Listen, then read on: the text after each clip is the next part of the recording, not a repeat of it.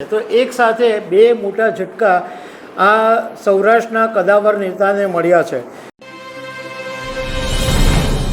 ગુજરાતના ગોંડલમાં મોટું માથું ગણાતા અનિરુદ્ધસિંહ જાડેજા કે જેમને અનિરુદ્ધસિંહ રીબડા તરીકે પણ ઓળખવામાં આવે છે, એને બે મોટા ઝટકા એક સાથે મળ્યા છે. પહેલો ઝટકો પોપટ સોરઠિયા હત્યા કેસની અંદર 1 મહિનાની અંદર સરેન્ડર કરવા ગુજરાત હાઈકોર્ટે આદેશ કર્યો છે, અને બીજો એક અમિત ખૂંટ આત્મહત્યા કેસની અંદર આ અનિરુદ્ધના જામીન છે એ આગોતરા જામીન રદ કરી દેવામાં આવ્યા છે. તો એક સાથે બે મોટા ઝટકા આ સૌરાષ્ટ્રના કદાવર નેતાને મળ્યા છે. તો આના વિશે તમારી સાથે વાત કરીશ. મારું નામ રાજેશ શાહ છે અને તમે જોઈ રહ્યા છો ગુજરાતના સૌથી મોટા ડિજિટલ ન્યૂઝ પ્લેટફોર્મ ખબરછે.com. ગોંડલનું મોટું માથું ગણાતા અનિરુદ્ધસિંહ જાડેજાને બે મોટા ઝટકા મળ્યા છે. એમાં પહેલો ઝટકો છે પોપટ સોરઠિયા હત્યા કેસની અંદર ગુજરાત હાઈકોર્ટે 1 મહિનાની અંદર સરેન્ડર કરવા કીધું છે.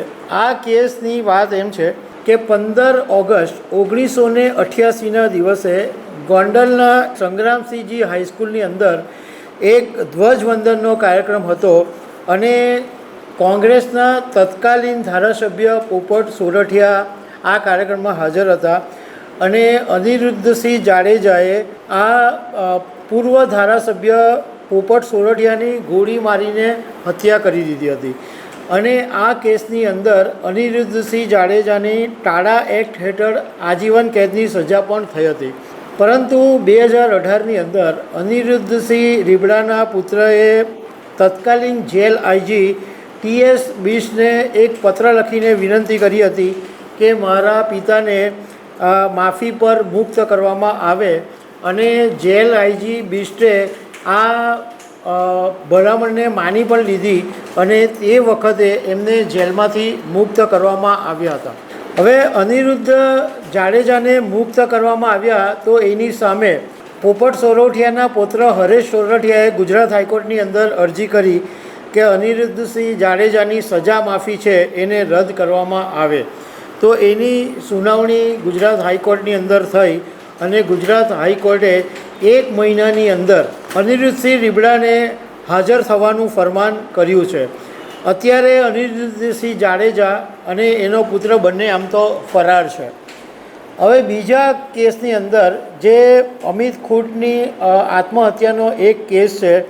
અમિત ખૂંટ પોતે પણ રીબડા ગામનો રહેવાસી હતો અને એક ખેડૂત હતો, અને ગોંડલ વિધાનસભાની અંદર 1990 અને 1995ની અંદર અપક્ષ તરીકે ચૂંટણી લડ્યો હતો, અને 22 ડિસેમ્બર 2022માં આ અમિત ખૂંટે ગોંડલ પોલીસ સ્ટેશનની અંદર ફરિયાદ કરી હતી કે અનિરુદ્ધસિંહ જાડેજા અને એમના અન્ય બે વ્યક્તિઓએ એમની સાથે મારામારી કરી હતી.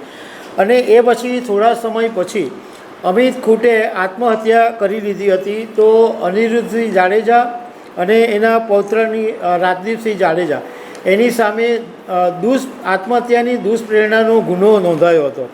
ગોંડલ કોર્ટે અનિરુદ્ધસિંહ જાડેજાએ ગોંડલ કોર્ટની અંદર આગોતરા જામીન અરજી કરી હતી, પરંતુ ગોંડલ કોર્ટે આ અનિરુદ્ધસિંહ જાડેજાની આગોતરા જામીન અરજી છે એ રદ કરી દીધી છે.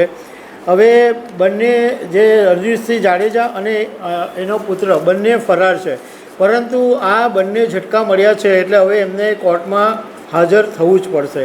અને ગુજરાત હાઈકોર્ટે એમ પણ દરરોજ હાજરી લખાવવા અને પાસપોર્ટ જમા કરાવવાનો પણ આદેશ કરેલો છે. તો દર્શક મિત્રો, આવી અનેક વાતો સાથે અમે તમને મળતા રહીશું. Thank you very much.